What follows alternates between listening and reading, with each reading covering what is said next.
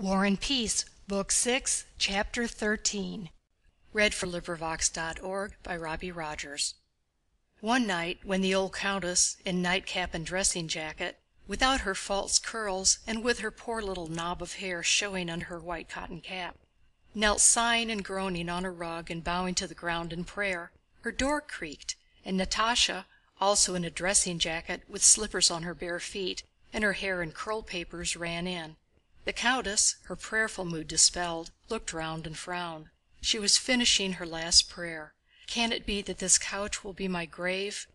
Natásha, flushed and eager, seeing her mother in prayer, suddenly checked her rush, half sat down, and unconsciously put out her tongue as if chiding herself.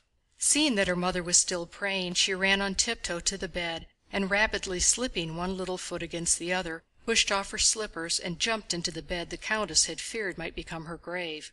This couch was high, with a feather bed and 5 pillows, each smaller than the one below. Natásha jumped on it, sank into the feather bed, rolled over to the wall, and began snuggling up the bedclothes as she settled down, raising her knees to her chin, kicking out and laughing almost inaudibly, now covering herself up head and all, and now peeping at her mother. The countess finished her prayers and came to the bed with a stern face, but seeing that Natásha's head was covered, she smiled in her kind, weak way. Now then," said she.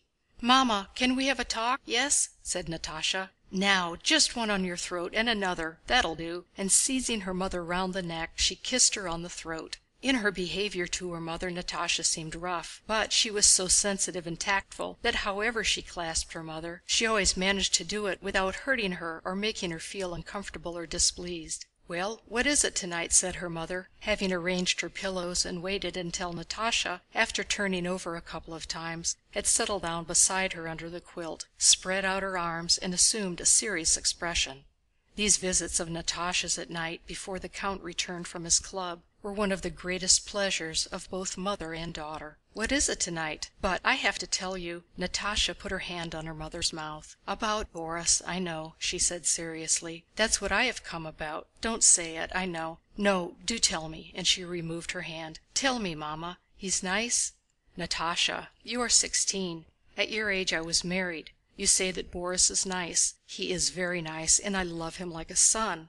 But what then? What are you thinking about? You have quite turned his head, I can see that." As she said this, the countess looked round at her daughter. Natásha was lying, looking steadily straight before her at one of the mahogany sphinxes carved on the corners of the bedstead, so that the countess only saw her daughter's face in profile. That face struck her by its peculiarly serious and concentrated expression. Natásha was listening and considering. "Well, what then?" said she. "You have quite turned his head. And why? What do you want of him? You know you can't marry him." "Why not?" said Natásha without changing her position. "Because he is young, because he is poor, because he is a relation, and because you yourself don't love him." "How do you know?" "I know. It's not right, darling."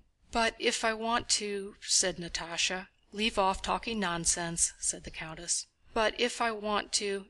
Natásha, I am in earnest." Natásha did not let her finish.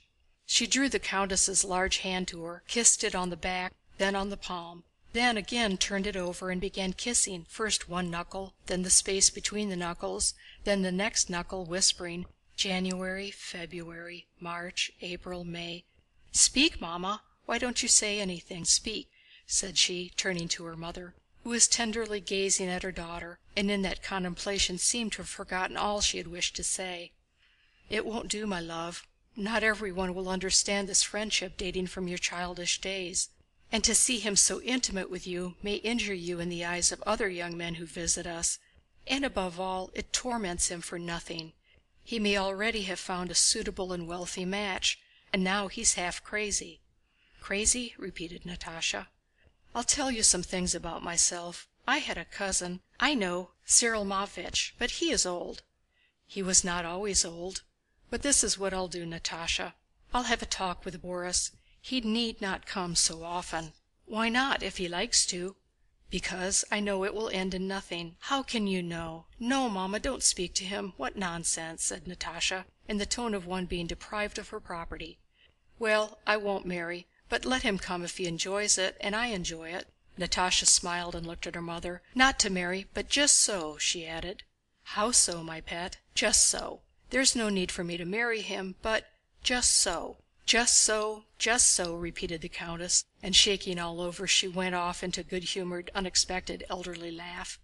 "Don't laugh, stop!" cried Natásha. "You're shaking the whole bed. You're awfully like me, just another giggler. Wait!" and she seized the countess's hands and kissed a knuckle of the little finger, saying "June," and continued kissing "July, August" on the other hand. "But, Mamma, is he very much in love? What do you think? Was anybody ever so much in love with you?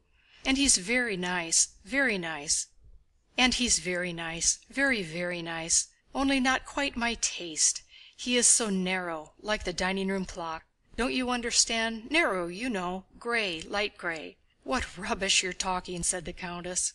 Natásha continued. "Don't you really understand? Nicholas would understand. Bezúkhov now is blue, dark blue and red, and he is square." "You flirt with him too," said the countess, laughing. "No, he is a Freemason, I have found out.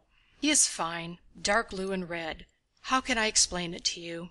"Little countess!" the count's voice called from behind the door. "You're not asleep?" Natásha jumped up, snatched up her slippers, and ran barefoot to her own room.